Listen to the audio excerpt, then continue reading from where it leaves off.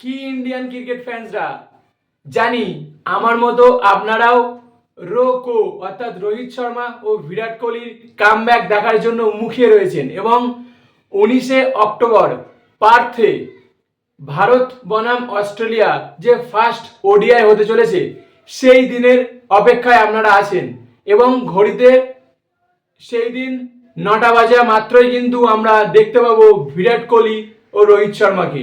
হ্যাঁ, টি-20 world cup থেকে retirement নেওয়ার পর টেস্ট ক্রিকেট থেকেও কিন্তু রিটায়ারমেন্ট নিয়ে নেয় বিরাট কোহলি ও রোহিত শর্মা এবং তারপরে দীর্ঘদিন কেটে গিয়েছে, তারা কিন্তু টিম ইন্ডিয়ার জার্সিতে মাঠে নামেনি এবং দর্শকরাও তাদের দেখার জন্য মুখিয়ে রয়েছে এবং আমি তো পার্সোনালি 19শে অক্টোবর দিনটির জন্য আর অপেক্ষাই করতে পারছি না।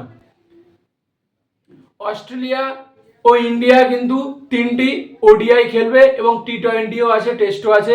এই 3টে ওডিআই কিন্তু দেখতে চাই বিরাট কোহলি ও রোহিত শর্মাকে, আর তারা যেন খুব ভালো পারফরমেন্স করে এবং সুন্দর সুন্দর ইনিংস আমাদেরকে উপহার দিতে পারে এই আশায় রাখি। তো বিরাট কোহলি ও রোহিত শর্মা টিম ইন্ডিয়ার জন্য কতটা ইম্পর্টেন্ট সমস্ত দিক দিয়ে তা আপনারা প্রমোশনাল অ্যাড দেখলেই বুঝতে পারবেন। ম্যাচের ক্যাপ্টেন গিল, কোচ গম্ভীর এবং টিমে অন্যান্য সদস্যরাও আছে, কিন্তু অ্যাডে কিন্তু মুখ ফেস রোহিত শর্মা বিরাট কোহলি, তো এখানেই তাদের ভ্যালু কিন্তু আপনারা বুঝতে পারছেন।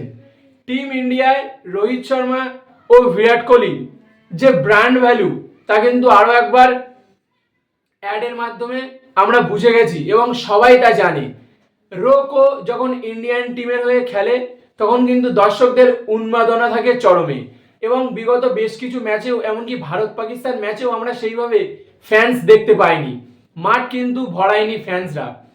কারণ একটাই, হ্যাঁ পাকিস্তান ম্যাচে ইন্ডিয়া ও পাকিস্তানের সঙ্গে যে দ্বন্দ্ব ছিল সেই প্রভাব তো ছাপ ফেলেছিলই, কিন্তু বিরাট কোহলি ও রোহিত শর্মা মাঠে না থাকায় কিন্তু প্রচুর ফ্যান খেলা দেখতো না, মাঠে যেত না।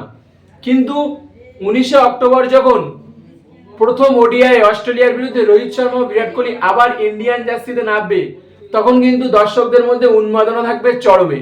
তো আমি তো 19শে অক্টোবর ম্যাচটি দেখার জন্য মুখিয়ে রয়েছি। আপনারাও কমেন্ট করে বলুন যে আপনারা কতটা উত্তেজিত, আর ভিডিওটি ভালো লাগলে অবশ্যই সাবস্ক্রাইব করে বেল নোটিফিকেশন আইকনটি ক্লিক করবেন আর চ্যানেলটিকে একটি লাইক করতে ভুলবেন না।